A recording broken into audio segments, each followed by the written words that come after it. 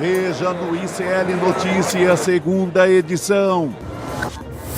Combate ao crime no andar de cima. Lula lança programa de segurança pública com investimento de 1 bilhão só este ano.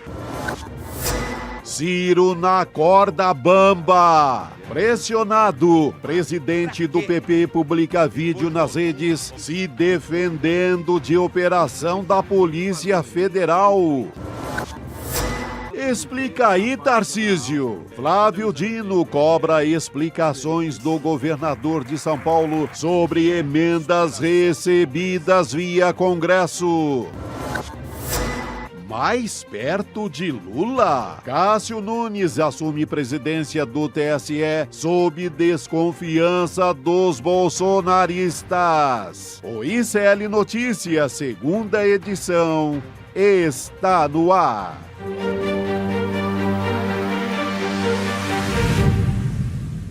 Olá, boa tarde. Seja muito bem-vindo, seja muito bem-vinda. O ICL Notícias, segunda edição, está começando. Já estamos ao vivo em todos os nossos canais. Nessa terça-feira, dia 12 de maio de 2026, num dia que estou ao lado do meu companheiro Chico Sá, mais uma vez. Boa tarde, meu querido. Opa, sempre aqui ao seu lado e ao lado da nossa grandiosa audiência. Hoje a gente vai tratar de um assunto importante para esse ano eleitoral, segurança pública. Heloísa Vilela está se ajeitando para chegar com a gente lá de Brasília. Sim, o governo agiu, né? O governo saiu da moita e foi para o jogo. Tem que apresentar alguma coisa. Poxa, hoje você pega uma diarista ali que sai do trabalho, não pode mais estar com o celular, marcar um novo trabalho numa parada de ônibus, porque é o inferno. Aqui em São Paulo, então, meu Deus do céu. E já que o governo do estado aqui largou tudo, tem que recorrer ao federal. Saiu até uma pesquisa nesse final de semana do Fórum Brasileiro da Segurança Pública. Vale muito a pena acompanhar, mostra justamente a mudança de rotina dos brasileiros por causa disso, né? Motivada pelo medo. Hoje o governo federal lançou esse programa que é o Brasil contra o Crime Organizado, uma estratégia nacional voltada ao enfrentamento das facções criminosas, combate à lavagem de dinheiro, reforço da segurança em presídios e ampliação das ações contra o tráfico de armas e os homicídios. A gente preparou telas que vamos mostrar já já. A iniciativa prevê pouco mais de R$1 bilhão em investimentos neste ano. O pacote também inclui uma linha de crédito de 10 bilhões, 10 bi, para que os estados e municípios possam financiar ações e equipamentos na área da segurança pública. A gente tem aqui alguns pontos desse programa. Dividimos em 4 partes. Vou mostrar para vocês e, na sequência, eu chamo a Elo Vilela aqui para conversar e explicar, né? Nos ajudar a entender essa história. Então, o Brasil contra o crime organizado tem 4 pontos que são os principais. Combate financeiro às facções. Na sequência, vamos para reforço da segurança em presídios. É uma outra vertente aí do combate deste programa. Investigação de homicídios, importantíssimo, gente. Aumentar a taxa de resolução dos homicídios aqui no Brasil e também combate ao tráfico de armas e explosivos. Para fechar, vou diretamente para Brasília conversar com a Heloísa Vilela, acompanhando tudo. Elo, boa tarde para você. Boa tarde, Gabi. Boa tarde, Chico. Pois é, foi uma longa cerimônia de apresentação desse programa, que é algo que muitos secretários de segurança do país anseiam. Agora, vai necessitar de uma coordenação com os estados e os municípios. E aí a gente vai ver quem quer realmente combater o problema da segurança pública, enfrentar as facções criminosas, ou quem vai ficar aí segurando, não vai querer investir o que tem que investir, especialmente nesse ano eleitoral, com medo que isso dê fôlego ao governo do presidente Lula. Mas é urgente, a gente sabe que é urgente, eu diria até que o governo está agindo um pouco tarde, já devia ter tomado essa medida há mais tempo, mas é um programa muito amplo e eu acho que a gente pode discutir alguns dos pontos principais, como, por exemplo, esse que quer transformar 138 penitenciárias estaduais e municipais em presídios muito parecidos com os presídios de segurança máxima federais, né? Porque seria a maneira de impedir que as facções criminosas continuem dominando o crime organizado a partir da cadeia, porque as penitenciárias se tornaram verdadeiros, esses sim, escritórios do crime. E como combater isso? Existem várias medidas. Uma delas é comprar os equipamentos necessários para rastrear celulares e impedir que os celulares existam, circulem dentro da cadeia, porque de lá eles ficam comandando o crime. E isso não é um investimento caro. Eu conversei agorinha há pouco com o Mário Sarrubo, que foi secretário de Segurança Pública do Ministério da Justiça, e ele me disse, olha, se a gente blindasse Bangu 1 e Bangu 2, blindar no sentido de impedir que os presos se comuniquem por celular com o exterior, com a área externa ao presídio, se fizesse essa blindagem, o nível de homicídios no Rio de Janeiro cairia em 40% em 2 semanas, diz ele.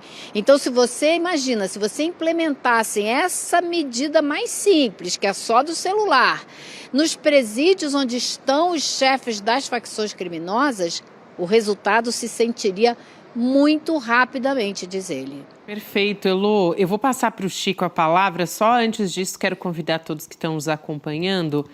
A gente abriu lá no nosso aplicativo, na nossa rede social do Papo Legal. A gente tem uma enquete também que já colocaram aqui na tela. Eu estava só chamando o pessoal para participar da nossa sala do Papo Legal, que é para falar sobre este programa, ouvir as pessoas. Justamente o nome da sala é esse, Programa Brasil contra o Crime Organizado, prós e contras. O que o pessoal está achando desse lançamento? Já tem algumas pessoas aqui até respondendo para mim, porque eu abri aqui alas, vamos dizer assim, no nosso bate-papo, as pessoas comentando. Aqui, por exemplo, Luci Francisco diz, penso que Lula marcou um gol usando um tema futebolístico aqui para entrar no nosso, na nossa conversa. Enfim, muita gente conversando sobre isso. E também tem a enquete do nosso chat do YouTube, que é também sobre segurança pública, sobre esse programa que foi lançado hoje. A pergunta é a seguinte: o presidente Lula conseguirá furar a bolha com um discurso sobre segurança pública?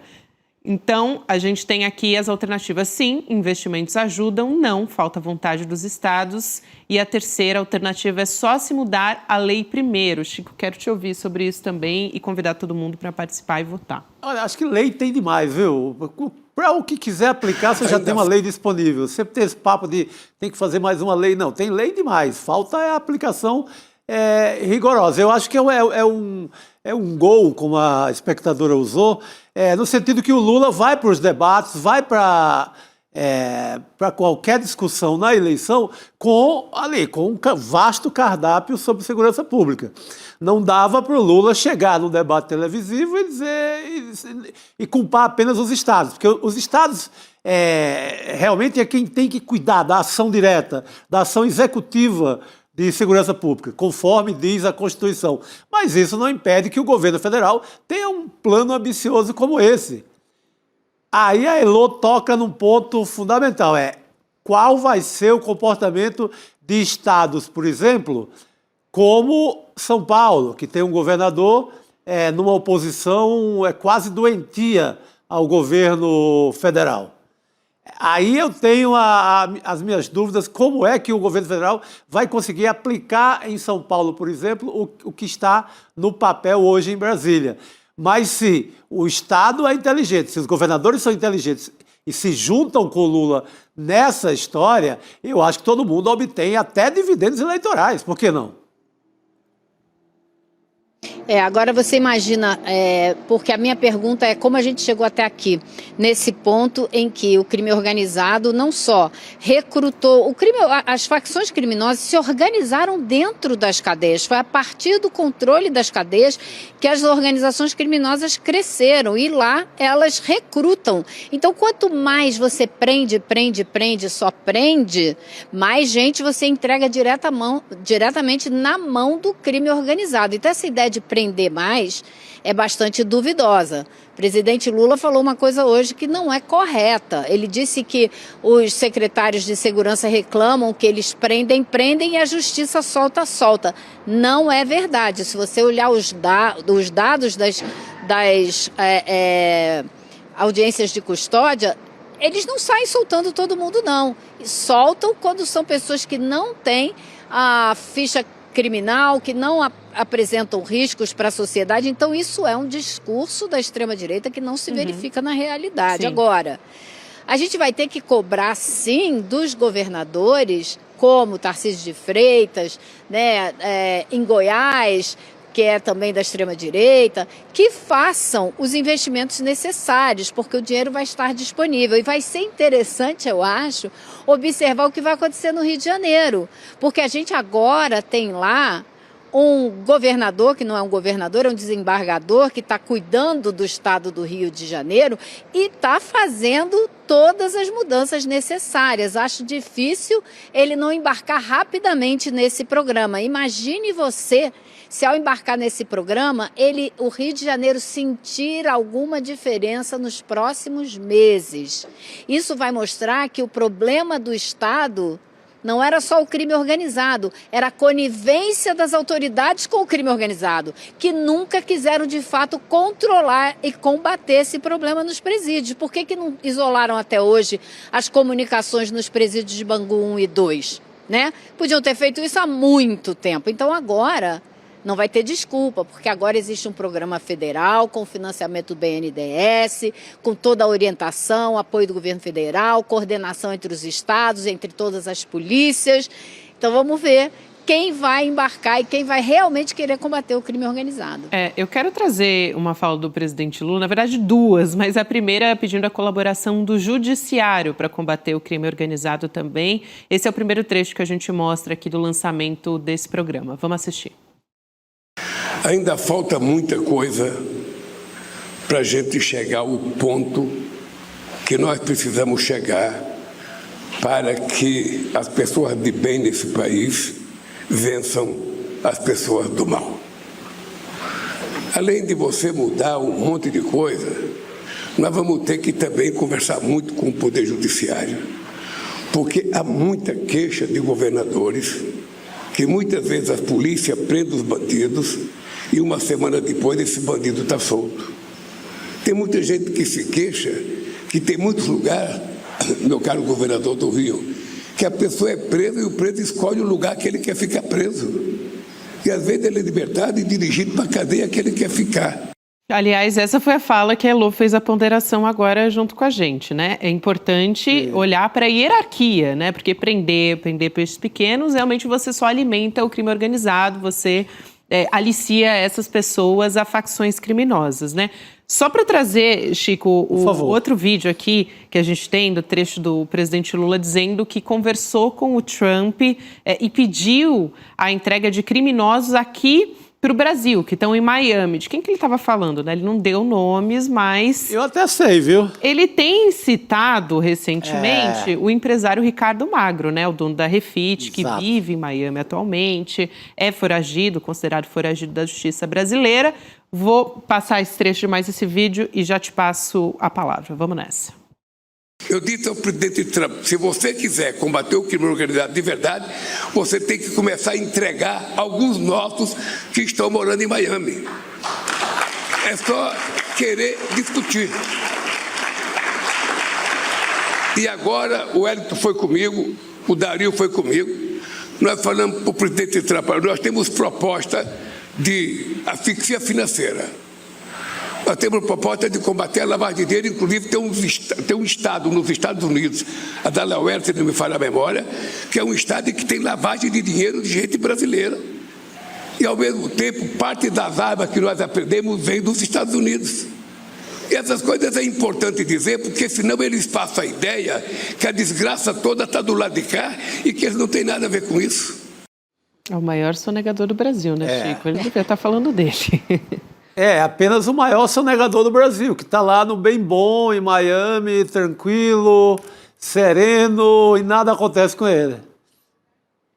Acho que a Lu queria comentar também. O Lula realmente, com essa viagem dele aos Estados Unidos, realmente ele deu, assim, marcou outro golaço, porque ele deixou bem claro que Quem é que quer combater o crime organizado? O Brasil fez a Operação Carbono Oculto, começou a asfixiar organizações criminosas. Os Estados Unidos querem participar desse esforço de verdade? Ele entregou isso por escrito, como disse o Lula hoje, eu não faço mais nada com os Estados Unidos sem ser por escrito, para depois poder provar que eu sugeri o que eu sugeri. Então ele enquadrou o Trump na necessidade de se acomodar ou se juntar a um esforço que já existe e não achar que vai inventar a roda para a gente, né? Então, achei essa fala muito, muito importante.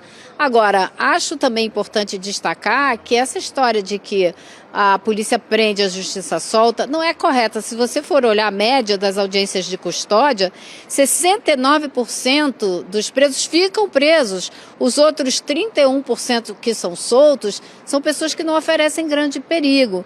Então, eu não sei se isso é discurso de campanha, absorvendo aí um pouco do que a direita costuma dizer. Agora, é fundamental que esse programa anunciado hoje realmente seja implementado com a coordenação, a cooperação, a participação de todos os estados e municípios, porque é só coordenando com todo mundo que vai ser possível ter algum resultado, porque as facções criminosas, a gente sabe, são muito, muito bem coordenadas no Brasil e no exterior. Então, se não houver esse combate realmente coletivo da sociedade brasileira, vai ser muito difícil ter resultado. Agora, o programa está aí, né? Não participa quem quiser, com o ônus político que isso vai trazer, né? Excelente, Elô. Eu quero só recomendar, antes da gente mudar de assunto, eu conversei com o Bruno Paes Manso, que é pesquisador. Sim. E assim, tem um conhecimento de anos nessa área. Então, no Em Detalhes, ele falando que justamente o foco em inteligência, asfixia financeira é, assim, a principal medida para você combater a indústria do crime, né? Para enfrentar realmente o crime organizado. É muito mais eficaz. Aliás, eu diria que é o único caminho de estratégia para você combater o crime organizado, né? Não é fazendo operação na periferia, é realmente você asfixiar economicamente essas facções criminosas. Então, só deixar essa recomendação. Não, esse é o caminho. Foi a PF, nesse roteiro aí, nesse caminho, que chegou, por exemplo, às fintechs da Faria Lima. Isso. Já com o seu braço na máfia dos combustíveis, com o Beto Louco, com os amigos do Ciro Nogueira lá no Piauí, tentando negociar e entrar no rolo. E é dele que a gente vai falar. Lembra, foi a 0,886, a operação da PF no Piauí também, que pega aquele ramo dos combustíveis. Alguns, inclusive, amigos do senador Ciro Nogueira, que agora está enrolado com o Vorcaro. Aliás, falaram aí de escolher prisão. Quem escolhe prisão no Brasil é o Vorcaro. Eu não vejo pobre, preto, lascado, de periferia, escolhendo prisão. Quem escolhe prisão no Brasil é o Daniel Vorcaro, é o Fabiano Zettel, simplesmente os dois maiores doadores da campanha do Tarcísio de Freitas e do Jair Bolsonaro. Esses escolhem para onde querem ir. Exatamente. Aliás, estão lá na PF, em Brasília, o Vorcaro está lá, se livrou da papudinha, sob pretexto de que faria uma delação bomba. Era uma delação tão bomba que o projeto da delação não continha sequer o nome do Ciro Nogueira. Aliás, é dele que a gente vai falar, viu, Chico? Então já vamos no embalo. Que foi para as redes sociais hoje, publicou um vídeo, assim, impressionante. Ele estava se defendendo dessas suspeitas, né, que foram levantadas pela investigação sobre a relação dele com o Daniel Vorcaro, o dono do Banco Master. E aí ele disse que a operação da semana passada foi um roteiro absurdo de ficção. Um dos pontos que foi, né, mais destacado, vamos dizer assim, na gravação, é a apresentação da emenda master. Falamos muito sobre isso aqui. A Polícia Federal ressalta como essa proposta foi redigida pela assessoria do banco, foi entregue para o Ciro Nogueira e ele reproduziu o texto integralmente, exatamente como estava, como foi apresentado para ele. Essa emenda ampliaria a cobertura, só para te lembrar, do Fundo Garantidor de Crédito de 250 mil para R$1 milhão. O projeto foi, na época, comemorado pelo Daniel Vorcaro, porque o Master estava oferecendo CDBs, né, com um retorno acima do mercado. Então, estava contando com a garantia do FGC. E aí, o Ciro Nogueira disse que vai reapresentar a proposta, acreditem se quiser. Vamos colocar aqui na tela, abre aspas. Eu tomei a decisão de reapresentar agora a emenda corrigindo o valor do FGC, que pela Selic teria que estar acima de R$840 mil. Agora não existe mais Banco Master. Eu quero ver qual é a desculpa que os grandes bancos vão utilizar para negar essa proteção para os correntistas brasileiros. É impressionante. Ele quer aplicar esse migué, assim, olha, agora eu apresento e eu mostro que era legal, que eu estou apresentando uma coisa legal. Só que, nesse intervalo, é preciso mostrar os recibos de pagamentos do Banco Master, do Daniel Vorcaro, direto na conta dele. É preciso mostrar aquele áudio que o assessor do Vorcaro pergunta, é para continuar pagando 300 mil ao senador, deixamos o cartão de crédito na mão dele. Gente, esse senador ele quer aplicar, né? Assim, acha que a gente é mané, que a gente é idiota, vai acreditar nesse papinho. Eu represento e mostro que eu sou independente, que eu sou vítima dos grandes bancos do Brasil. Ciro Nogueira, tu mora na Faria Lima praticamente? Não, eu quero ver primeiro se ele vai de fato reapresentar, porque eu acho que isso é só discurso. Segundo, se ele reapresentar, quem é que vai querer colocar o nome e apoiar uma proposta dessa? Vai dizendo o quê? Eu também estou na turma do Master, eu estou na turma do Ciro Nogueira, que acabou de ser acabou de ter uma batida da Polícia Federal na casa dele. Ele realmente acha que alguém vai querer botar o nome junto do dele numa hora dessa? Ele que está sendo completamente abandonado até pela extrema-direita? Todo mundo com medo de se juntar com ele e ser visto como um outro nome que defendia o Master ou que estava metido nessa lama toda do Banco Master. Impossível, gente, não tem a menor chance.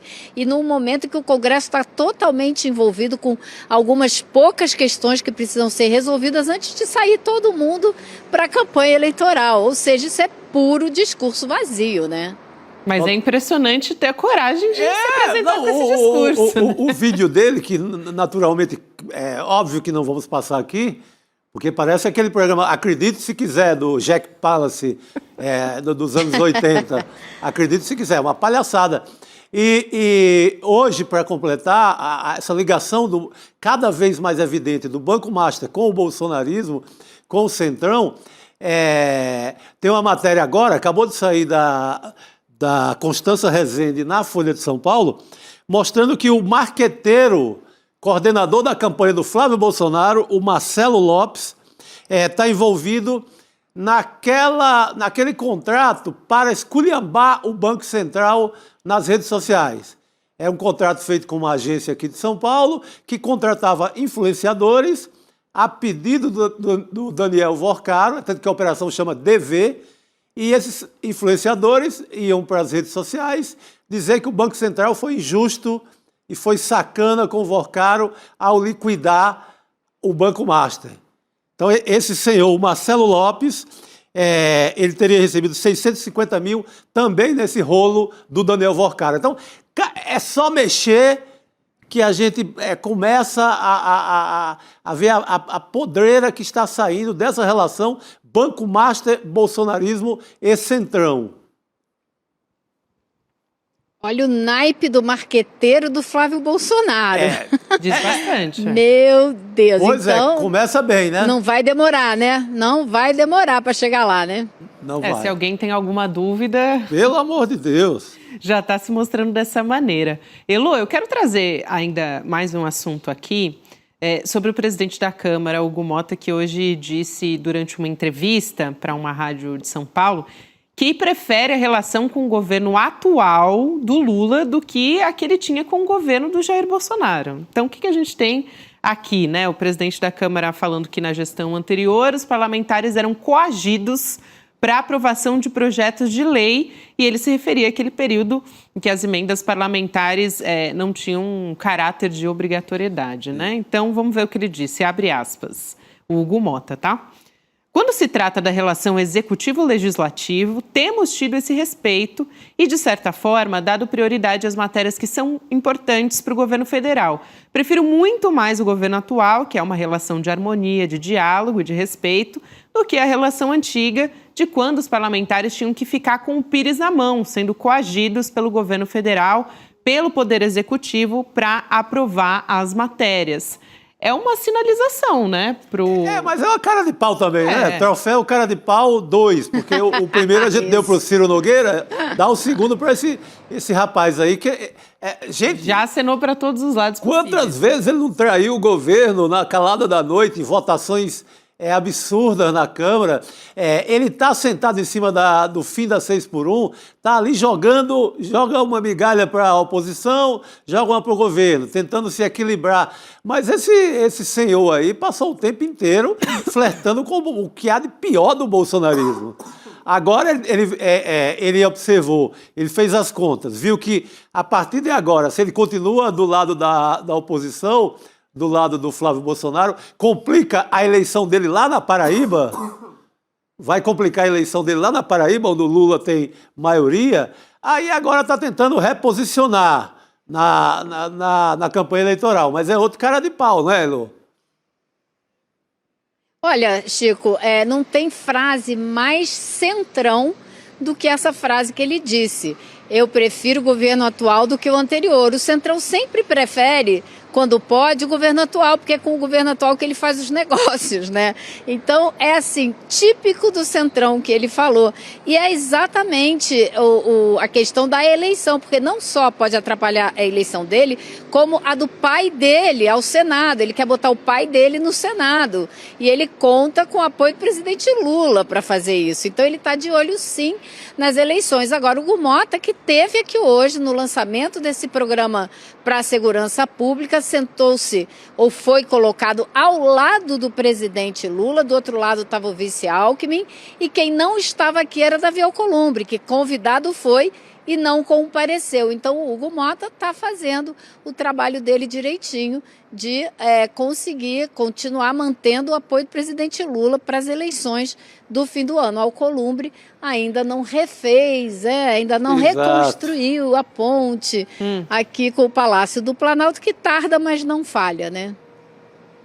Exato. Agora, especificamente nas emendas, tecnicamente ele está correto, né? Porque era uma esculhambação maior no quem inventa o orçamento secreto é a turma do Bolsonaro. O Bolsonaro não gostava de governar e não tinha menor tesão para estar no governo.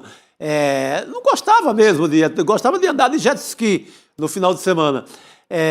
Então ele entregou tudo na mão do Congresso. Como o Lula gosta de governar e de ter projeto e de inaugurar obra e de prestar bons serviços, para o Lula é um péssimo negócio o orçamento secreto, porque você entrega tudo na mão do Congresso e deixa para lá. Elô, inclusive, Chico, amanhã, às 9 da manhã, vai ter uma audiência no STF, convocada pelo ministro Flávio Dino, com o IPEA, com pesquisadores, para discutir a eficiência das emendas parlamentares, se elas realmente têm resultados positivos ou não. Vai ser bastante interessante. Vai ser pauta boa. E Elô vai sempre trazendo essas novidades aqui pra gente. Elô, obrigada, bom trabalho por aí em Brasília. Valeu, querida. Tchau, pessoal, até amanhã. Até. Boa noite, querida. O William De Luca tá chegando aqui. Opa! Na mesa. Vocês acharam que já tinham visto tudo de mim no N2? Não, ainda tem mais hoje. Só tá começando. Amanhã o Rodrigo Viana tá de volta, né? Pra quem tá com saudade de Rodrigo. E pra quem ainda quer... O William sai da sua tripla jornada. Que é trabalho, né, Chico? Se pedirem para eu fazer o Espiritualidade na Ação, Precisamos Conversar... Você vai provar... Eu sou um trabalhador da notícia. Onde me chamam, eu estou em vocês. São duas pessoas que eu sou apaixonado. Quando me chamam, eu venho com mais vontade ainda. Já chega com uma declaração linda dessa, por favor. Vendo essa declaração de alguém por favor, vamos... Depois que, tô de olho em vocês, do N1, vocês acham que eu não vi o que vocês falaram junto com o Jamil Chad aqui do nosso programa, Aqui, Leandro Demore, O que falaram? Eu não sei, eu não vejo mais esse outro jornal aí da manhã com menos audiência, eu não vejo mais. Ô, garoto! Mentira, amanhã eu tô lá. Calejon, Demore, amanhã o Jamil tá de novo, então um beijo pra você. Amanhã eu estou de volta. Deixa o Leandro Demore vir aqui essa semana, hein, Chico? Que a gente vai pegar. Vamos cobrar. Vamos cobrar também.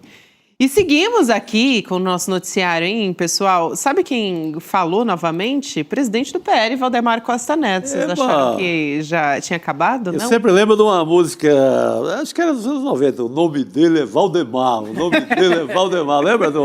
Sim. Era meio um funk, ali no começo do funk, por aí. E a gente gosta quando ele fala, normalmente ele fala e se complica, é bom pra gente quando ele fala. Aliás, sabe quem vem falar sobre isso aqui com a gente? Juliana Del Piva. A gente vai falar sobre bandidos de farda com a Juliana também, mas antes vamos falar sobre bolsonarismo, né, Ju? Que, aliás, não vinha aqui no L2 fazer algum tempo. Então vou cobrar ela também, Ju. A gente estava com saudade. Bem-vinda. Hoje é praticamente a reunião dos besties, né? É isso? Gostei, é isso. Para a reunião aqui para o Petit Comitê, gostei. Nada contra quem não tá, gente? Claro, não temos nada contra. Nada contra, nada contra. Desde que a mesa se formou aí, já era a reunião dos besties, então eu tô invadindo. Mas é sempre um prazer estar aqui com vocês. Bom demais, Ju. Então, vou aqui trazer, né, a fofoca completa, né? Porque fofoca pela metade quase mata a fofoqueira. Eu disse que tem mais uma declaração do presidente do PL, o Valdemar Costa Neto, disse para a CNN que o Partido Liberal ainda quer o senador Ciro Nogueira, a gente estava falando dele agora há pouco, ainda quer no palanque como pré-candidato à presidência com o pré-candidato, né, o Flávio Bolsonaro, e ainda, então, não abandonou totalmente aquele flerte. A Juliana vai poder contar melhor para a gente, mas essa declaração, sempre importante frisar, está acontecendo pouquíssimos dias depois da operação da Polícia Federal contra o Ciro Nogueira. Aliás, ele que acabou de publicar um vídeo dando uma justificativa ali de porquê, né, que ele sofreu busca e apreensão. Essas investigações apontando as relações do Ciro Nogueira com as vantagens indevidas, ou então, como disse o Chico Sá agora há pouco aqui, a mesada do Daniel Vorcaro, o dono do Banco Master. Ele disse o seguinte, o Valdemar Costa Neto, abre aspas, hoje ainda queremos Ciro no palanque de Flávio, até que se prove alguma coisa contra ele. Se provarem alguma coisa contra ele, a conversa muda. Temos que dar o direito de defesa a ele. Então, ainda não soltaram a mão totalmente do Ciro Nogueira. Pelo menos o Valdemar Costa Neto ainda não soltou, Ju. Explica aí que estratégia que a gente está vendo por trás disso. Gabi, essa frase do Valdemar Costa Neto é talvez o lema do Centrão, né? Não largar a mão um do outro. Não é o lema do bolsonarismo. Exatamente. O bolsonarismo adora largar mãos, aliás, não gosta nem de pegar muito, né? Dá uma encostadinha de leve quando acha necessário, de resto sai, nem lembro, nem te conheço, nem se é da mesma família. Agora, essa frase do Valdemar é ele lembrando de quando ele foi preso, do tempo que ele foi condenado, de todas as acusações que ele já sofreu. Então, é uma estendida de mão ali ao senador Ciro Nogueira, nesse momento em que ele está ali no centro da investigação do caso Master, mas não é o aceno público para não fritar e para também não queimar pontes nos partidos, na aliança, porque é para além da própria figura do Ciro, né? Porque na medida em que essas investigações avancem, não me parece que vai ter qualquer mudança no cenário para o senador Ciro Nogueira, ele vai continuar muitíssimo enrolado daqui, ladeira abaixo, né, nessa situação. Já rolavam esses rumores de que, na medida em que essa investigação avançasse do caso Master, ele iria estar na situação em que ele se vê agora, desde a semana passada. Mas eles não podem simplesmente fingir que não se conhecem, né?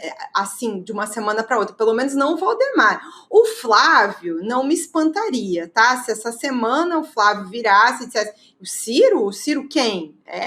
Eu não me espantaria se eles começassem com esse discurso. Agora, não os caciques do Centrão, que sempre sabem que hoje um lava a mão, amanhã é o outro.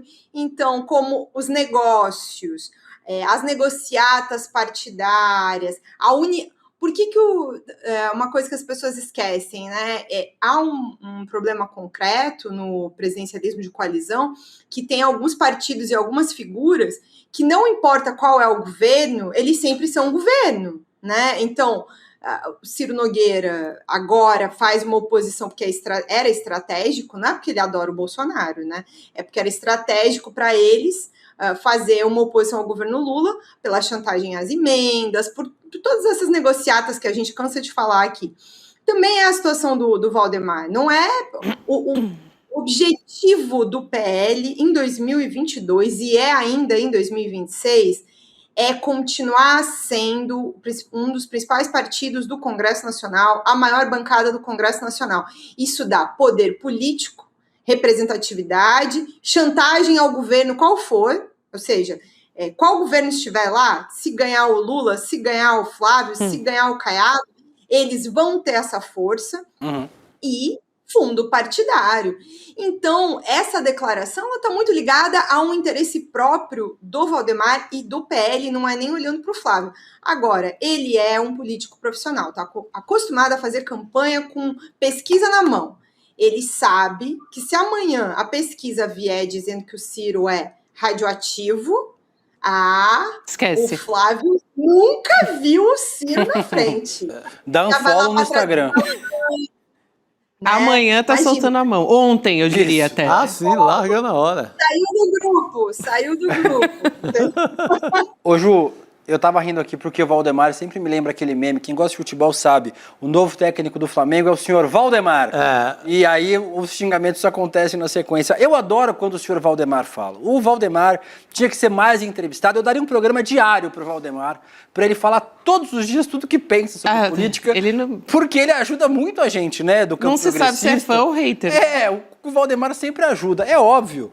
Quase sempre. Que ele vai continuar defendendo... É o Valdemar, por exemplo, que confirma que o Vorcaro, por meio do Fabiano Zettel, doou os 3 milhões para o Bolsonaro direto na conta do Bolsonaro. Isso. E não na conta do PL. É ele mesmo. É esse senhor Valdemar que eu gosto, assim. Porque a espontaneidade do senhor Valdemar ajuda a gente a ter assunto sempre. Que normalmente é assunto contra o PL e contra esse campo conservador. Eu também acho que ele está fazendo o jogo político. Vamos soltar a mão do Ciro agora, porque o Ciro, a gente deu agora há pouco urgente, o Ciro dizendo não, isso é uma perseguição, porque eu sou o líder da oposição. Rapaz, tem conversa sua no telefone com o Daniel Vorcaro, sabe?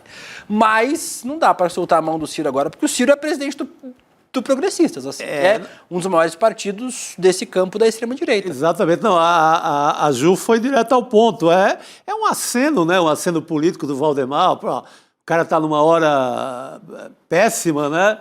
Ele não vai massacrar, porque eles são do mesmo campo e são da mesma turma. Isso. Então, ele pisa machucando com jeitinho e diz ali, sabe? Ele sabe que ele precisa de todo mundo. Ele sabe. Então, ele faz um aceno ali, solidário, ao Ciro, mas ele também sabe que já foi, que o Ciro Nogueira já desceu aos infernos da política faz tempo. O Flávio realmente já está largando, né? Eu fiquei curioso agora porque pegaram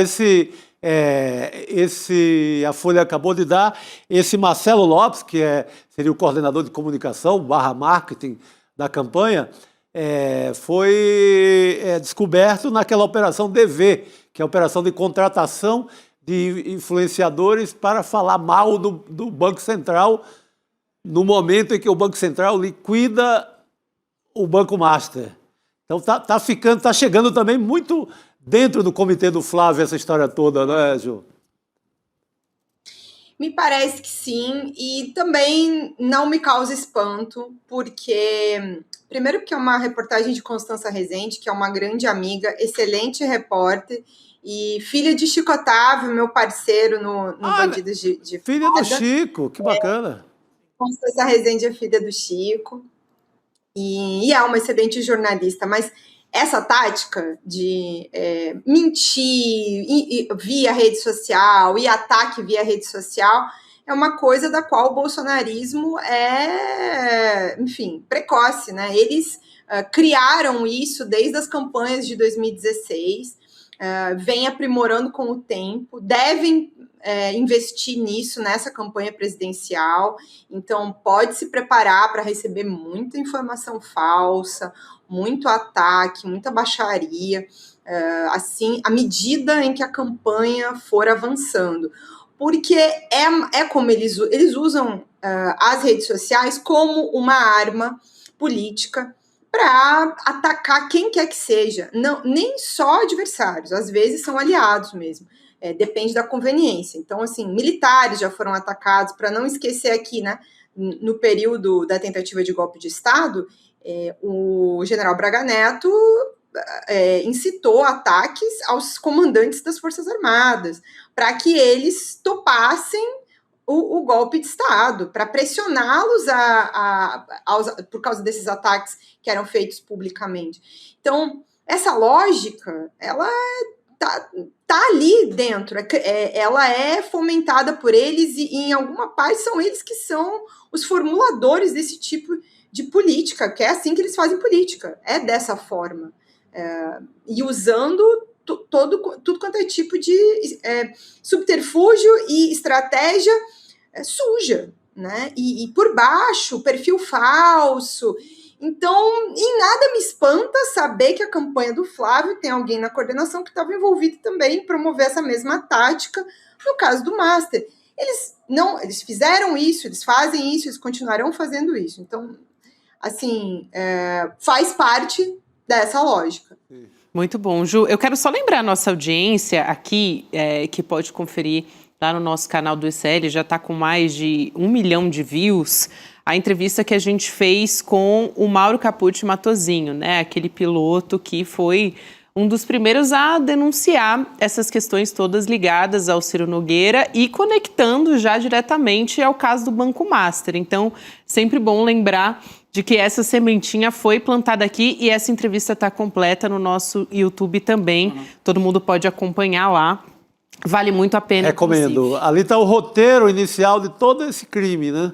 Começa muito por ali. Todas as dicas que o piloto dá, por isso que eu digo, siga o piloto, como siga o dinheiro, como o velho conselho do siga o dinheiro, porque realmente ele tem todas as pistas. Você chega no Beto Louco, você chega naquela rede de máfia de combustíveis, está todo o roteirão, está todo lá. É isso. Então, fica a dica aqui para todos que nos acompanham. E vamos à reportagem de hoje da série Bandidos de Farda. Todo mundo que está nos acompanhando já desde o começo da estreia dessa série, Ju, para você que achava que tinha acabado a nossa série, não, ainda temos. E olha, a de hoje é realmente assim... conta em detalhes uma das ações mais ousadas, talvez, da ditadura militar brasileira, sim. Porque estamos falando de agentes que se infiltraram em outros países, contribuindo até para o golpe que derrubou o Salvador Allende no Chile. Então, essa é a reportagem que você confere lá detalhadamente no nosso site. Você pode acessar e em breve vamos falar também do documentário, que aí você vai ter tudo isso e mais também, né, Ju? Mas conta pra gente sobre essa apuração que está disponível hoje.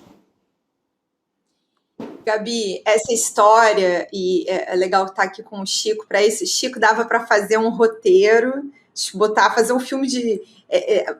É realidade, mas se fizessem ficção dessa história...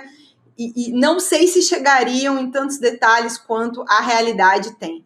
Então, é uma coisa, assim, muito surpreendente, parte dos detalhes dessa história.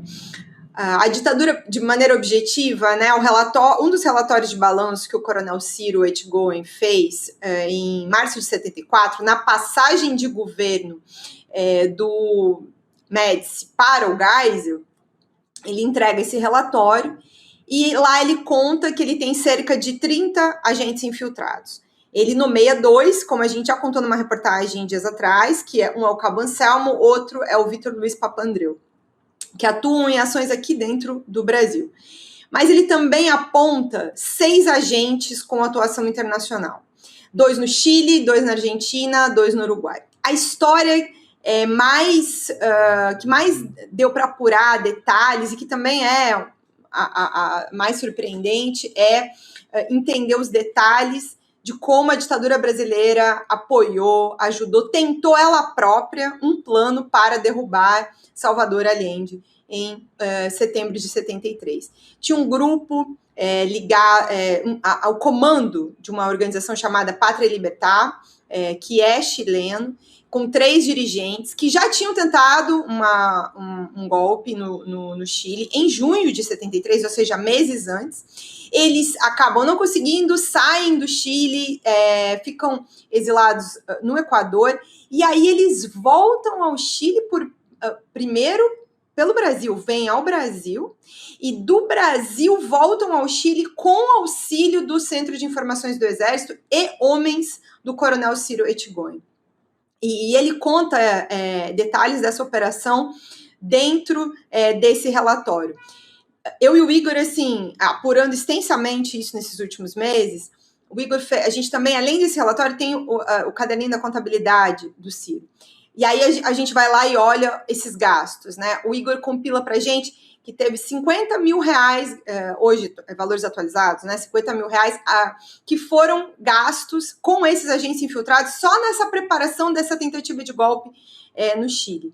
E aí eles levam esses agentes, essas 3 pessoas, para a fronteira, e de lá de Temuco, aliás, da fronteira, eles levam, os grupos internos chilenos levam eles da fronteira para a cidade de Temuco. E aí um detalhe, que um desses agentes no relatório do coronel Ciro é chamado de Temuco. Só tinha um desses 3, que é um político que chama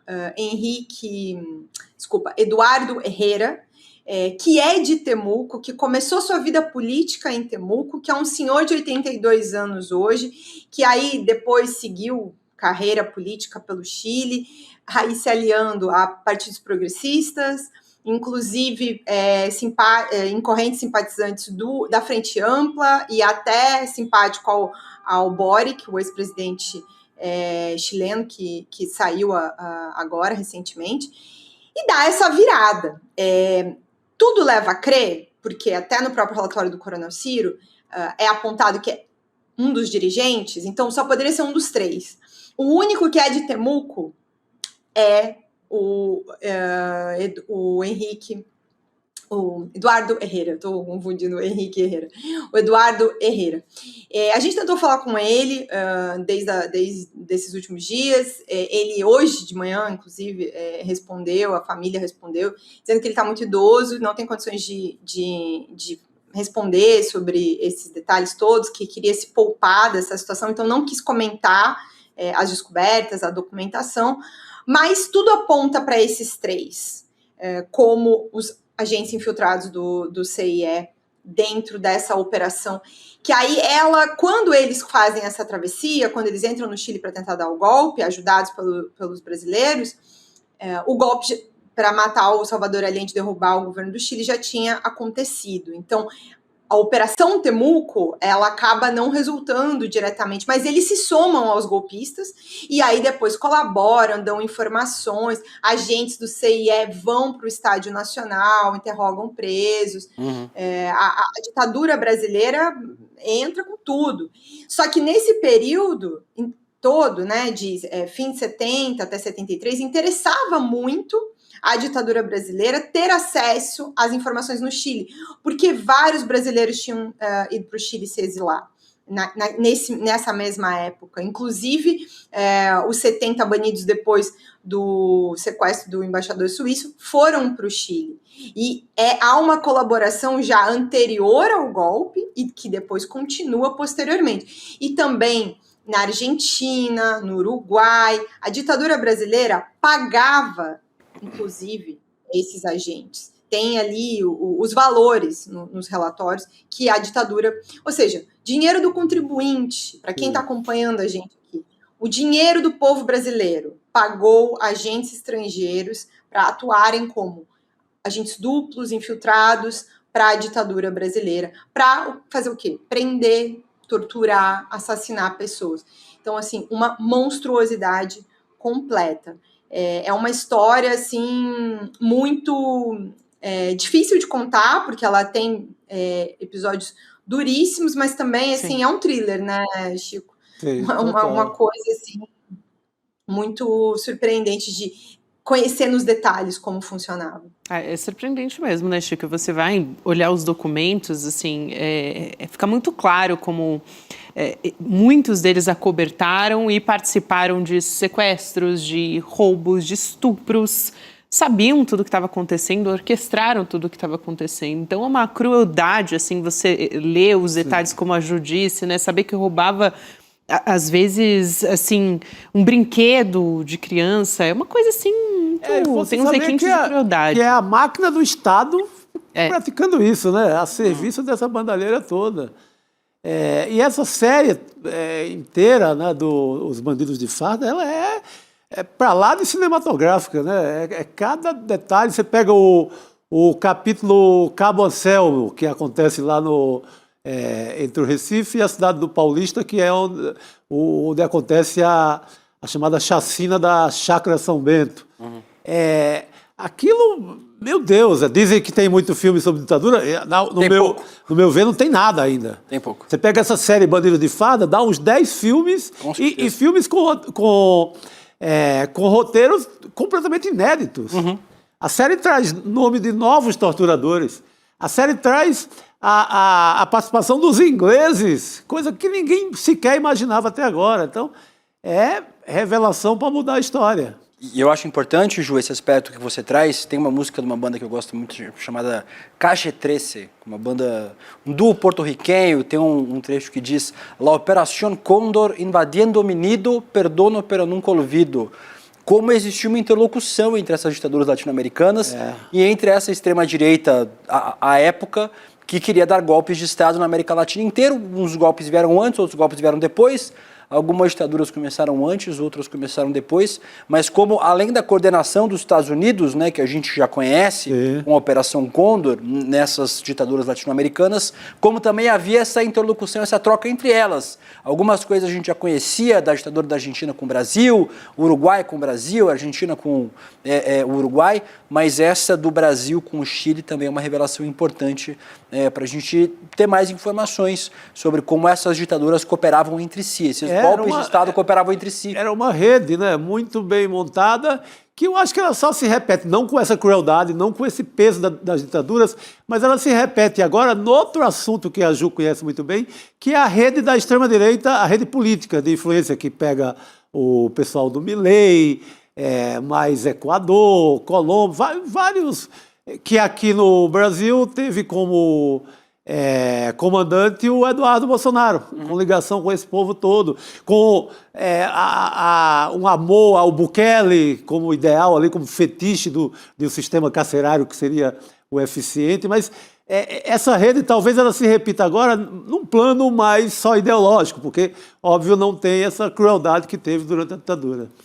E a gente vai ter a estreia do documentário nesse final de semana, dia 17 de maio, 8 da noite. Gil, só quero lembrar a todos que para acompanhar precisa se inscrever. Então, tem aqui o link, né, também o QR Code, na verdade, que você aponta o seu celular para a tela, ou você entra em sln2.com.br. Isso, aqui embaixo. Porque eu ia apontar, mas a minha mão não chega, né? Mesmo. Que está do lado do William ali. sln2.com.br, você deixa o seu e-mail e você acompanha de forma gratuita a estreia. A Ju também vai estar com o Eduardo Moreira. Então, sempre tem um debate, além da estreia do documentário. Eu queria saber também o que a Ju pode dar de spoiler ali, rapidinho. Eu gosto de spoiler, né? Sempre venho nessa missão de contar um pouquinho antes para a nossa audiência, um pouco antes do evento. Aí o marketing inteiro vai querer me matar, né? Mas eu tô aqui na missão de contar para todo mundo. Vai lá, Ju. Repórter, né? Tem que perguntar, tem que tentar. Ou não, você já tem. É isso. Eu acho que quem for assistir o documentário no domingo, principalmente vai se emocionar, porque se tem uma coisa que eu aprendi nesses últimos tempos, entre trabalhar com texto, eu me formei para ser repórter de texto, né? Adoro escrever. Agora, quando a gente deixa as pessoas contarem a própria história, em áudio, em imagem, a gente dá outra dimensão de informação também, que Ouvi um filho contar, né, um senhor hoje de 60 e poucos anos, contar como é que foi quando ele tinha 6 anos de idade e a casa dele foi invadida por esses militares, e ver a mãe sumir por 3 dias, e lidar com isso durante uma vida toda. Isso é de uma coragem imensa que o Augusto, filho da Marilene, teve. E assim como ele, tem vários outros depoimentos que eu acho que a gente trouxe alguns pedaços, porque na reportagem de texto a gente estava trabalhando muito mais a investigação, então a gente conta as histórias, mas é de outra forma. Eu acho que as pessoas vão se emocionar muito conhecendo as histórias no domingo, compreendendo, entrando um pouco na vida de quem sentiu na pele o que foi viver a ditadura e esconder a própria dor durante todos esses anos, durante essas décadas.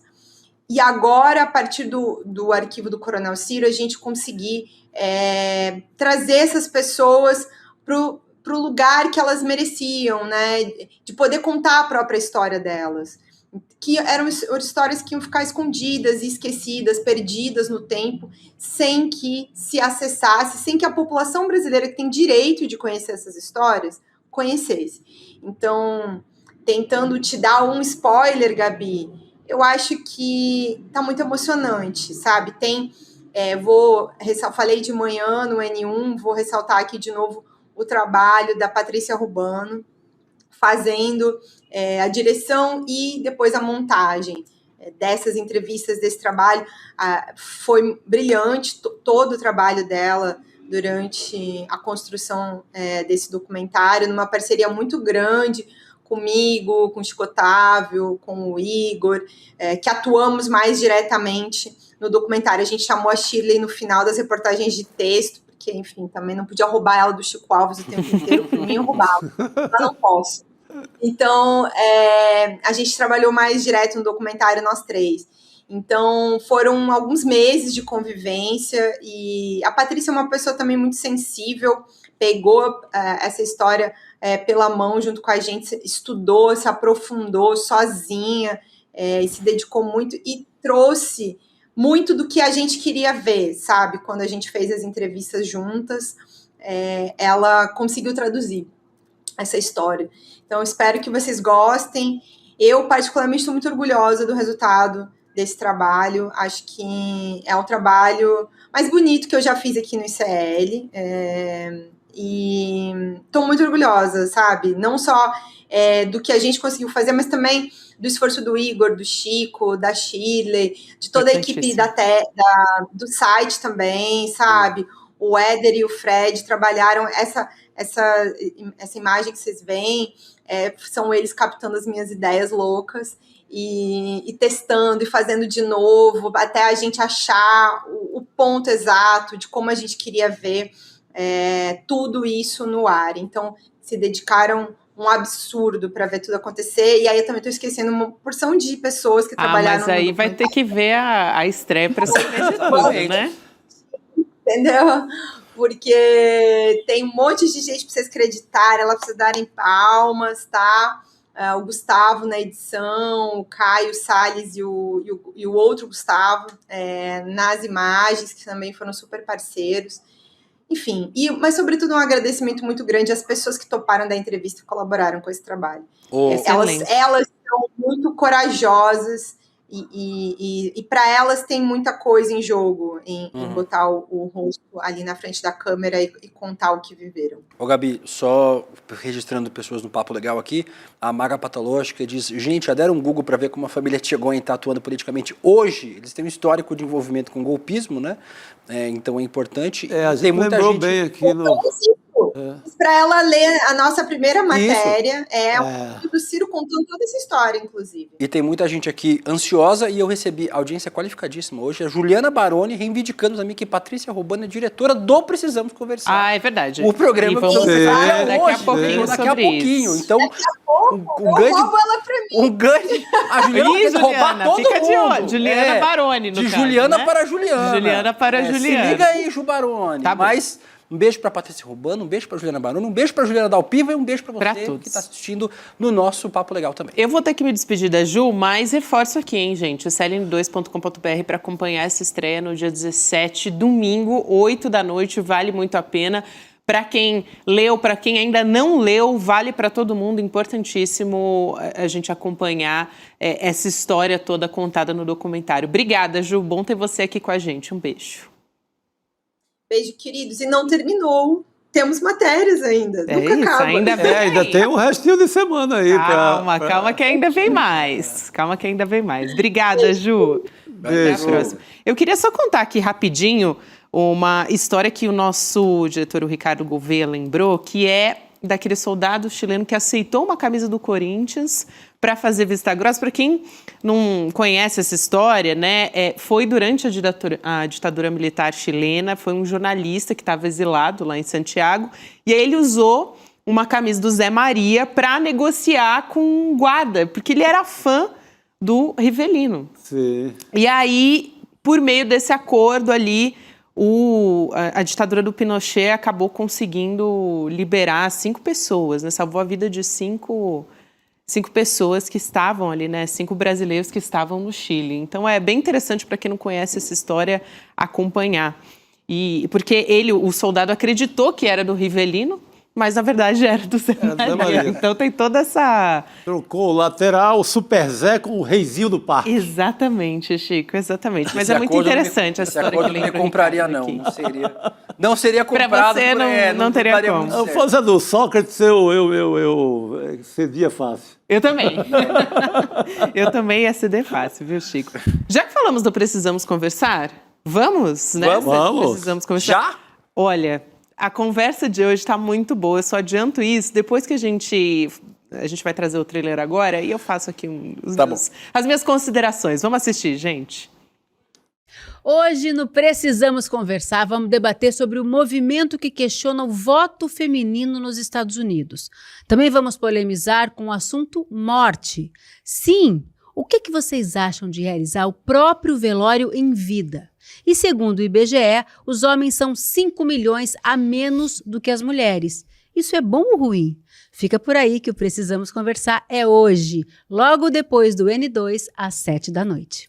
Olha, eu só vou dizer uma coisa. Eu encaminhei hoje um Reels, né? Um story para Juliana Baroni, que era uma mulher dizendo assim: ah, não, mas você tá solteira porque você quer e tal. E aí ela compartilha, tem um compilado de áudios de mulheres, assim, que estavam tendo experiências, né, de dates e tal com homens. Gente, cada situação... Eu me solidarizo muito, Gabi, porque é muito difícil gostar de homem, viu, Chico? Sempre que falam que orientação sexual é uma escolha... Gente, ninguém escolhe gostar de homem, tá? Tudo que eu tenho a dizer pra vocês é isso. Então, eu me solidarizo com as mulheres heterossexuais, que a única escolha delas... Eu também, né? Sou um homem gay, então pra mim é só homem. Infelizmente, eu sei como é difícil, então sou solidário. Eu também não recomendo. Eu acho uma desgraça. Homem é um bicho inútil, né? Em qualquer fase da vida. E não amadurece nunca. É terrível, né? É uma tragédia. É uma tragédia. É uma fraude total, né? Mas o homem hétero é pior. Então, por isso que eu sou muito solidário. As minhas amigas heterossexuais sofrem muito. O homem hétero é raro achar o homem hétero que vale a pena. O homem hétero não tem jeito. Por isso que vale... Chico Sá tem poucos, né? O que vale a pena... No mundo, então eu estou me colocando também não salva um, não salva mesmo. Não salva. Você salva. Eu faço uma autoanálise assim. Não, mas eu faço uma autoanálise do meu comportamento, da minha história. É uma desgraça, gente. Podia ser muito melhor. Mas você é um homem desconstruído. Mas mesmo assim é uma fraude. A gente vai passar pro Chico Sá aqui, ó. A gente não admite. Mesmo assim, é uma fraude nas relações. Cara, o desastre que eu já cometei na vida, pelo amor de Deus, não recomendo homem pra ninguém. Não recomendo também, não recomendo. Também mas às vezes a gente não tem... A gente tá adiantando a pauta do Precisamos Conversar. Vamos deixar então. Ó, esse debate não é nosso, é daqui a pouco. Mas vale a pena, já deu pra ver que vale a pena, porque olha o debate que gerou nessa mesa aqui do N2, a gente vai ter que acompanhar com o Precisamos Conversar. Todo homem é uma fraude. Quem não diz que tá mentindo. E Essa conversa vai ser comandada pela Ju Baroni, a Márcia Tiburi e a Sara Zara também estão te esperando lá para ter essa conversa. E olha, é muito realmente um debate que muitas camadas ali para se discutir. Haja lasanha de camadas. Haja, uma lasanha de absurdos. Uma lasanha de absurdos. E vamos a Brasília conversar agora com o Luiz Costa Pinto, que está com a gente nessa terça-feira. Oi, Lula, boa noite para você. Tudo bem, não tenho nem roupa para entrar nessa conversa, tá? Então eu só quero saber se o palmeirense De Luca... Fala, Lula. Eu só quero saber se o palmeirense De Luca está substituindo à altura o corintiano, né, que não está conosco, né, e cujo nome não falaremos aqui, porque afinal de contas... Calma, ele está sendo representado por mim. Exatamente. Ele está sendo representado por mim, pois eu sou corintiana nessa mesa. Olha, até caiu o tabu. Você viu? Ouviu? Quebrando o tabu. Tá ao vivo aqui. Estamos muito bem. Trocamos o corintiano pelo palmeirense. Só falta o São Paulino aqui. Hoje tem santista, palmeirense, torcedor do Santa Cruz e corintiano, que é a Gabi. E corintiano. Aliás, ganhou ontem, tá? O Santa Cruz ganhou ontem em São Paulo da Inter de Limeira, 2-1, fora de casa. Mas eu simpatizo com o Santinho. Também. Vitória épica. Quem não simpatiza com o Santinho é maluco. É verdade. Mas vamos ao que interessa também, para além do assunto que interessa, vamos ao que interessa também em Brasília. Hoje é assunto importantíssimo, hein? Lá em Brasília, o Cássio Nunes Marques assumindo a presidência do Tribunal Superior Eleitoral, Lula. Ministro que está chegando para comandar o TSE, ali muito atrelado ao bolsonarismo, mas fazendo alguns gestos de aproximação com o governo Lula. Então está meio que colocando a pulga atrás da orelha dos bolsonaristas. E o Nunes Marques ele foi sorteado ontem como relator do pedido de revisão criminal da condenação do Jair Bolsonaro no STF. Então essa história só se aprofunda. O Luiz Costa Pinto vai contar alguns detalhes da festa que o Nunes Marques organizou para celebrar a posse. Sempre sai coisa interessante dessas festas que acontecem em Brasília, né? Dos bastidores. Até mandou convite para 2 ex-presidentes presos, né, Luiz Costa Pinto? Exatamente.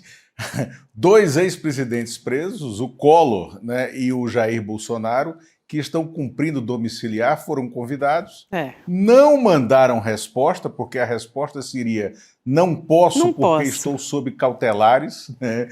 Estou cumprindo o regime fechado, né, que me foi determinado. Bom, mas aí hoje é noite de festa de arromba em Brasília, né? Depois da posse formal no TSE, que terá 1.500 convidados, 150 pessoas chamadas para uma reunião tete-a-tete, um beijamão tete-a-tete, né, num salão reservado do TSE. Depois dessa festa formal, haverá uma festa de arromba num buffet chamado Vila Risa, né, aqui em Brasília, que foi organizada pela Associação de Juízes Federais, com convites vendidos a R$800. Houve uma procura tão grande que precisou haver um bloqueio dos códigos, dos QR Codes, né, dos convites, para que fosse feita uma depuração de quem de fato iria, né. Arrecadou-se R$640 mil até amanhã de hoje para a organização desse jantar para o Cássio Nunes. E o que é que está por trás dessa grande procura?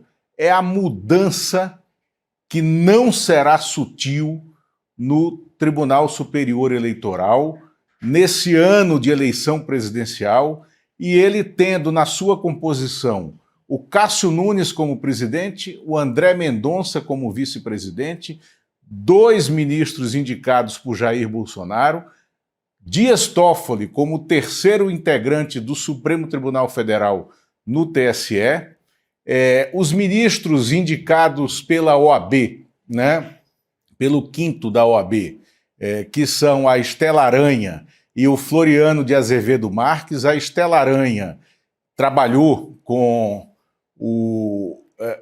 com o ministro Flávio Dino no Ministério da Justiça, e o Floriano de Azevedo Marques é amigo de mais de 40 anos de Alexandre de Moraes.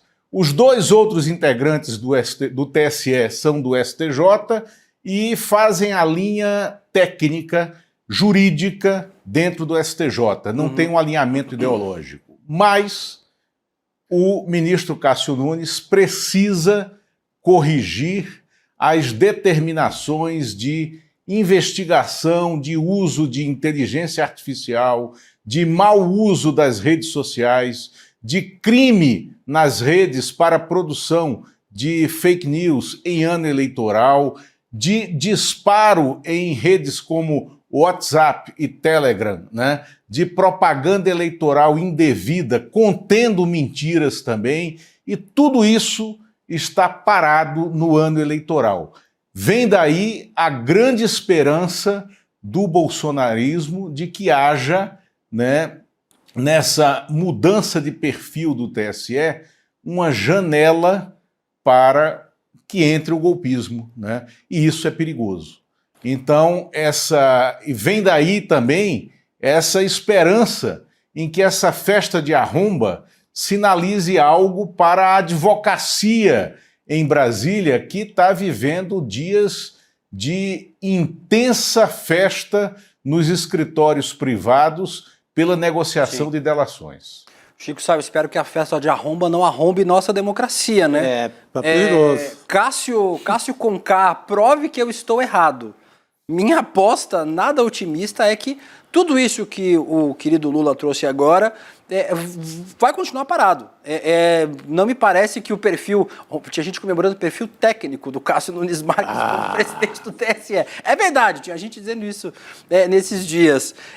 Me parece que num ano onde a gente vai ter mais uma enxurrada de fake news, mais uma enxurrada de desinformação nas redes sociais, a inteligência artificial comendo a internet de cima a baixo, com Donas Marias da vida e outros perfis criando inteligência artificial da forma mais bizarra possível.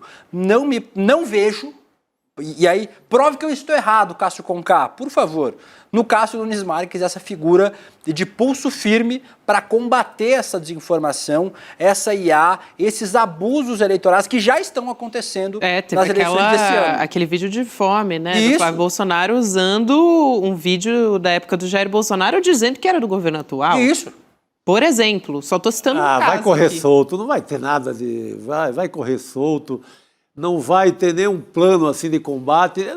Sequer eu acho que vai ter algum regulamento em relação à inteligência artificial, que diga o que pode e o que não pode.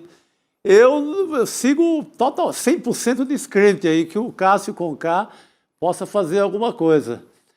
Acho que essa altura, até lá na casa da minha amiga Beth Cuscuz, em Teresina, ninguém acredita que o Cássio Conká possa cuidar disso com o devido zelo. Só se fala disso lá. Só se fala disso. O Chico, Gabi, De Luca, vamos lembrar que quem assinou a nomeação, e aí justiça seja feita a ele, quem assinou a nomeação do Cássio Nunes Marques foi o Bolsonaro. Mas quem indicou o Cássio Nunes Marques, tirou o Cássio Nunes do bolso do colete, foi o Ciro Nogueira. Vamos falar dele. O Cássio Nunes Marques é amigo de geração do Ciro Nogueira, né, tanto em Brasília quanto lá em Teresina. Excelente lembrança, eu não tinha feito essa ligação. O Lula traz uma informação muito importante. Aliás, porque a gente vai falar dele agora, né? Do senador que publicou o vídeo nas redes sociais. Falamos disso agora há pouco, né? Meio que se defendendo depois da operação da Polícia Federal na semana passada. E o Ciro Nogueira, claro, negou ter recebido propina do Daniel Vorcaro, o dono do Banco Master, e também atribuiu a ação da Polícia Federal ao período eleitoral. Aí a gente vai fazer aqui algumas... na verdade, o Luiz Costa Pinto que vai fazer isso, né? Vai trazer alguns bastidores ali em Brasília, porque houve uma troca de escritório de advocacia que faz a defesa do Ciro Nogueira, né? O Cacai, né, o advogado Cacai de Almeida Castro, ele deixou a defesa do Ciro Nogueira logo depois da operação da Polícia Federal. Ontem mesmo a gente disse aqui, Lula, como não é muito usual um advogado criminalista, né, um escritório deixar a defesa no meio de uma crise política, né? Talvez no auge deste momento. Mas vai lá, quero saber tudo que você tem para contar para a gente. Não, há um frisson nos escritórios de advocacia de Brasília por causa dessa safra de delações, né, que está começando agora junto com a seca que está iniciando também aqui no Cerrado. Então, nessa safra de delações, você tem que ter, você se advoga para determinada personalidade que será enredada em alguns fatos que virão à tona, você tem que ter uma boa relação com a defesa jurídica do delator ou do pretenso delator. No caso, especificamente, do Cacai com o Ciro Nogueira, a questão é, o Antônio Carlos de Almeida Castro, o Cacai, ele não se dá bem, já se deu muito bem com o advogado que está coordenando a delação do Daniel Vorcaro, que é o Juca, né? Nós o chamamos de Juca, né? O Zé Luiz de Oliveira e Silva, e os dois advogaram juntos lá atrás, na época da ação penal 470, advogaram para o Zé Dirceu e brigaram naquele momento, 2010, 2011, uma coisa assim. Brigaram e brigaram de maneira figadal, né? E o Ciro Nogueira não pode ter como patrono da defesa dele alguém que não tem uma boa relação com o patrono da delação do Daniel Vorcaro. Além disso, o Cacai é o advogado principal da defesa, que ele chama de defesa técnica, do Ibanez Rocha, ex-governador do Distrito Federal, que recebeu do Ciro Nogueira a indicação do Paulo Henrique Costa, que virou presidente do BRB e que também está fazendo delação premiada, né? Hoje, inclusive, vazou que o Paulo Henrique Costa pretende, além de entregar o Ibanez, possivelmente o Ciro Nogueira, possivelmente o Antônio Rueda, né, presidente do União Brasil, ele entregaria de 15 a 18 deputados distritais aqui do Distrito Federal. O deputado distrital aqui é o que seria um híbrido entre o vereador e o deputado estadual em outras capitais. E tem um poder enorme, governa junto com o governador, tem um poder de orçamento enorme. Então haveria essas entregas. E por causa disso que circula, então, esse troca-troca de escritórios de advocacia e está num momento que a gente só via no auge da Lava Jato, né? O firmamento de contratos com os grandes escritórios. Caramba! O Chico, o Lula sempre traz essa sensação ali, o clima que está nos bastidores, né? Acho que é importante para entender. Faz muito mais sentido também com essa explicação toda essa saída, né? Faz, Nesse caso foi um troca-troca em família, né? Porque saiu o Cacai, entrou o afilhado do Cacai. O sobrinho afilhado, né? Então, assim, não foi exatamente uma... Com todo respeito aos outros advogados, foi uma troca para, olha, vai ficar muito feio continuar aqui nessa história, fica aqui, eu vou te soprando umas historinhas aí e você vai tocando, porque não é fácil você defender o Ciro Nogueira. O Ciro Nogueira é meio indefensável, assim, em relação a essa história, em relação a tudo, né? Mas em relação a essa história do caso Master em especial, Chico. Então me parece que esse troca-troca em família foi mais ou menos para isso, né? Para poder, você cuida aqui, ainda tá dentro do guarda-chuva familiar, mas pelo menos eu saio de cena. A defesa do Ciro Nogueira é uma defesa técnica que vai buscar melhores condições possíveis dentro de do que está difícil. Do inferno, está difícil. Você tem depósito, você tem compra de imóveis de luxo aqui em São Paulo, transações imobiliárias, 7 imóveis aqui em São Paulo, você tem mesada, Você tem áudio do assessor do Vorcaro pedindo em dúvida com o Daniel Vorcaro, pago ainda, sigo pagando os 300 ou não? Tem mensagem do Vorcaro com a ex-namorada dizendo: você tem que conhecer o Ciro, grande amigo meu, senador. É muito difícil a situação. Amigo da vida. Amigo da vida. Mas o advogado não é só para salvar a cabeça de ninguém, é para dar melhores condições, inclusive no cárcere, se for o caso. Agora, olha, eu fui surpreendido, tá? Por esse vídeo do Ciro Nogueira. Eu não esperava, eu achei, até falei para os advogados dele, né, que achei o vídeo ousado. Tecnicamente, era necessário que ele fizesse, mas eu acho que juridicamente ele se complica nesse vídeo, porque ele deixa de falar de vários pontos, ele se apresenta como alguém que tem algo a defender, né? E as ideias dele, o que está nas provas que levaram à operação que foi até a casa dele, a quinta fase, né, da compliance, mostram que ele não explicou nada, né? Sobretudo no aspecto do dinheiro vivo. Ele veio dizer que tinha operações 3,5 milhões de dinheiro vivo na empresa dele de motos, porque as pessoas compram peças lá em Teresina com dinheiro vivo. Ninguém anda mais com dinheiro vivo. Não. 3,5 milhões de dinheiro vivo não existe. Né? O Sóstenes anda. Né? O Sóstenes anda. Anda não, ele guarda no quarto, né? Ele guarda no armário. Né? Flávio Bolsonaro também tem uma coisinha guardada em casa. Lembra um depoimento? 30 mil, ele disse na época. Tranquilo. Quem nunca? Mas não faz sentido o depoimento. E o depoimento tem uma tese política assim de que os bancos, os grandes bancos estariam contra ele, porque ele é um defensor de fintechs e etc. Ele tenta criar uma peleja aí entre grandes bancos e bancos digitais, né? Como se ele fosse vítima dessa guerra. Tem uma hora que ele diz, não interessava aos grandes bancos e tal, ele ainda cria essa fábula aí para tentar se salvar. Ô Lula, eu queria aqui aproveitar esse tempinho que a gente ainda tem para você falar um pouco da coluna do site do ICED Notícias de hoje, falando de outro Ciro, na verdade, né? Pré-candidato ao governo do Ceará, estou falando do Ciro Gomes. Ah, tem esse também. Ainda tem esse. E tem a ver com a eleição presidencial também. O Luiz Costa Pinto pode detalhar aqui pra gente. Diga lá, Lula.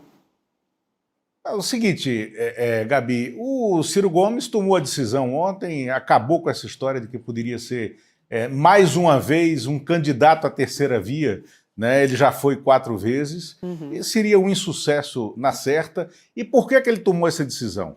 Ele tomou essa decisão porque ele está convencido que, no final, o vitorioso dessa eleição será o presidente Lula, né? E aí o Ciro está fazendo aquele recuo, né, para a sua cidadela medieval, né, que é o recuo para voltar maior em 2030, tendo preservado a sua cidadela, né, que é o estado do Ceará, aonde ele teve apenas 6,8% dos votos para presidente em 2022.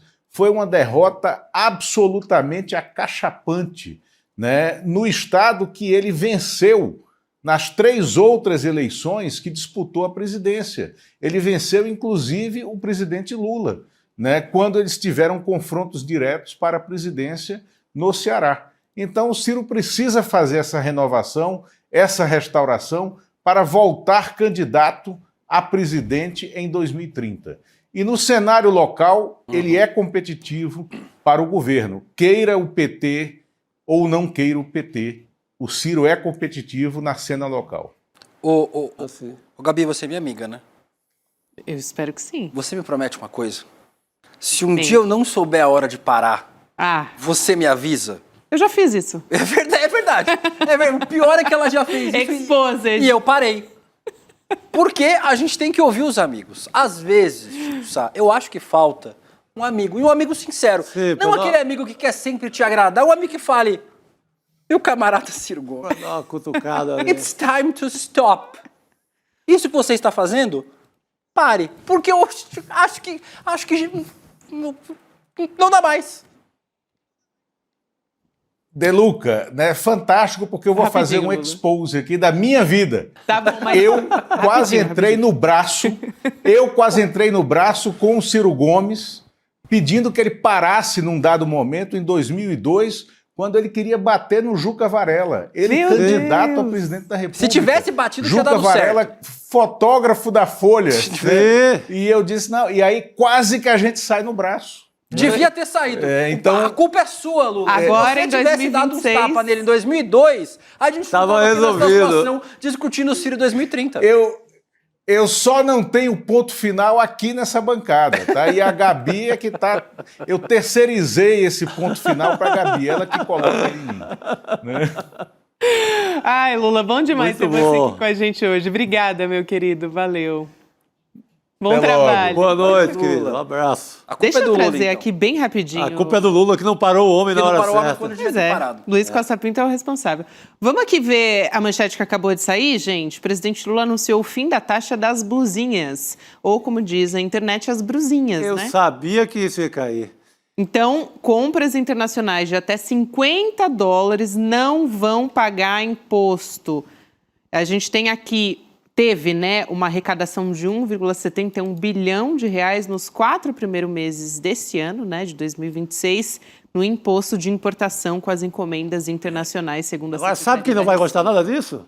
O velho da van. Exatamente. Ele é um dos que mais pediram a taxa das brusinhas, como outros empresários do Brasil, na luta contra o comércio que vem, contra produtos que vêm de fora. Ele deve estar muito bravo. O outro que está muito bravo é o Flávio... O da Riachuelo. O da Riachuelo também está muito bravo. O Flávio Rocha. Flávio Rocha está muito bravo também, porque essa turma que pediu ficou na imagem, ficou na conta do Lula e do Haddad, e era um pedido da direita. Isso. Dos empresários.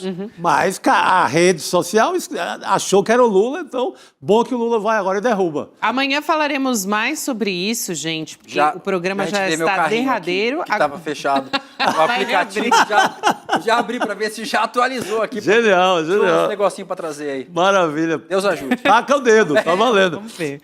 Ó, vou trazer aqui o resultado da nossa enquete, do nosso chat de hoje. Você acredita que a segurança pública vai melhorar? Sim, investimentos ajudam 44%. Não, falta vontade dos estados 41%. Então tava aí, ó, bem próximo. É um voto bom também. Só que no Papo Legal, e essa enquete vai continuar por lá, o cenário já está diferente. Sim, investimentos ajudam 35% e não, falta vontade dos estados 59%. E você continua votando e conversando. Tá com um ceticismo que faz sentido, né? Você acha que chegando aqui o Tarcísio vai sair do caos que vive São Paulo? Não vai, ele vai querer dinheiro do governo Lula e vai continuar a desgraça por aqui. Exatamente. E quero dar um abraço a todos que nos acompanharam aqui neste N2, mas antes disso, dar os parabéns e o nosso beijo especial para o Bernardo Cotrim. Bernardo Cotrim. Nosso chefe de redes sociais, que está aniversariando. Comandante. O homem, você vê os cortes do Instagram aí, passa tudo pelo Bernardo e pela equipe. Um grande beijo para o Bernardo. E para todos os poucos flamenguistas que gosto muito. Bernardo Cotrim. Eu já não posso dizer mais. Mas você tem mais na sua vida. Tenho mais. Beijo, querido. Incluindo o Bernardo Cotrim. E também, muito obrigada, Ercílio Alves, Maria do Carmo, Genilza Cristina, Patrícia Viana, Eduardo Goulart, todos que nos acompanharam neste N2. Amanhã estaremos de volta aqui, firmes e fortes. William De Luca, bom ter você nesses muito dias obrigado, com a gente. Amanhã você volta para sua casinha no N1. E o Rodrigo Viana vai estar nessa bancada junto com a gente. Minha casinha é o ICL todo, Gabi. Onde me chamar, eu vou. Pode voltar aqui. Ô, garoto, volte sempre. Obrigado. Boa noite para todos. Nomes e codinomes de agentes infiltrados, informações impedidas de circular publicamente, documentos que comprovam uma colaboração institucional da Inglaterra com a repressão brasileira. Com o maior vazamento em décadas, chegam ao conhecimento público registros, anotações, documentos de uma máquina cruel comandada pelo coronel Ciro Etchegoyen. E o ICL exibirá tudo isso com exclusividade em Os Bandidos de Farda, um documentário original ICL com investigação de Juliana Dalpiva, Igor Melo e Chico Otávio sobre o que ficou sob sigilo por mais de 50 anos. Estreia dia 17 de maio, domingo, às 8 horas da noite.